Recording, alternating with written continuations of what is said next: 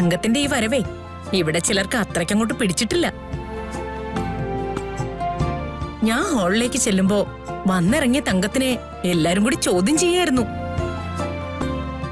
ഞാൻ ചെന്നില്ലായിരുന്നെങ്കിൽ തങ്കം ആ വഴിക്കങ്ങ് തിരിച്ചു പോയനെ, അല്ലേ തങ്കം? ഇല്ല, ഇങ്ങനൊരു കാര്യത്തിന് വന്നിട്ട് ഞാൻ എന്റെ മോളെ കാണാതെ പോവൂ? നിങ്ങൾക്കൊരു കുഞ്ഞു പിറക്കണോന്ന് തങ്കം എത്ര നാളുകൊണ്ട് ആഗ്രഹിക്കുന്നോന്ന് തങ്കത്തിന്റെ മുഖത്ത് നോക്കിയാൽ അറിയാം. എന്റെ മോളല്ലേ, ആഗ്രഹമില്ലാതിരിക്കോ സുമിത്രേ? ആ ശരി, രണ്ടാളും സംസാരിക്കേ, എന്നിട്ട് അങ്ങോട്ട് വാ. ശരി ശരി.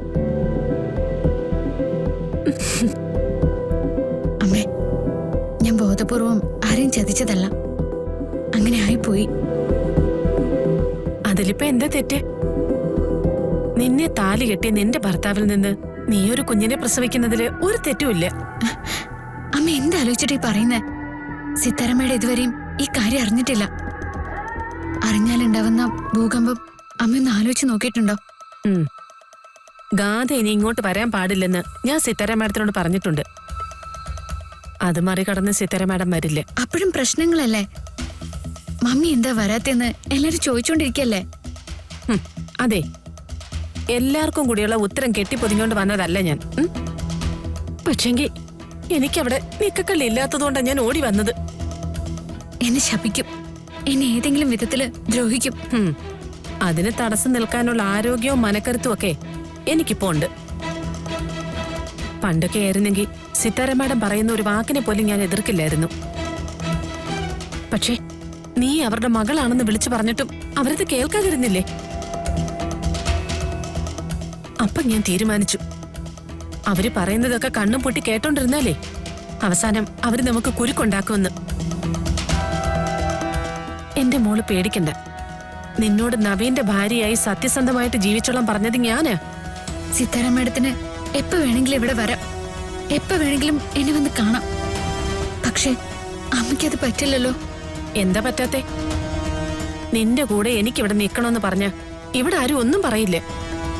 ദേ, വേണ്ടി വന്നാ നിൽക്കും.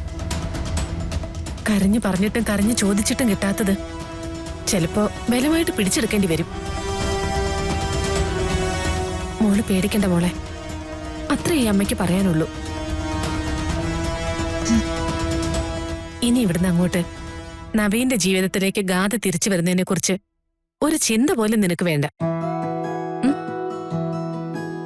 നീ, നവീൻ, നിങ്ങളുടെ കുഞ്ഞ്. കേട്ടല്ലോ?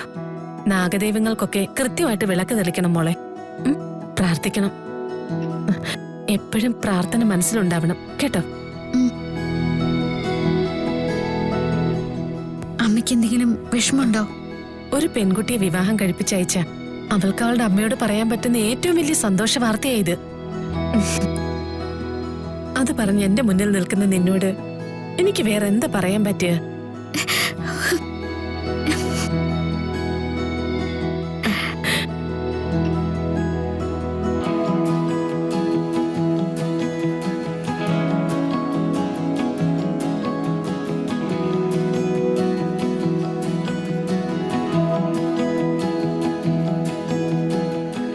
അമ്മേ. ആ, എന്താ സുമിത്രേ? തങ്കം വന്നിട്ടുണ്ട്. മോളുടെ കാര്യം അറിഞ്ഞിട്ട് മധുരപലഹാരം ഒക്കെ വാങ്ങിച്ചു വന്നിരിക്കുക.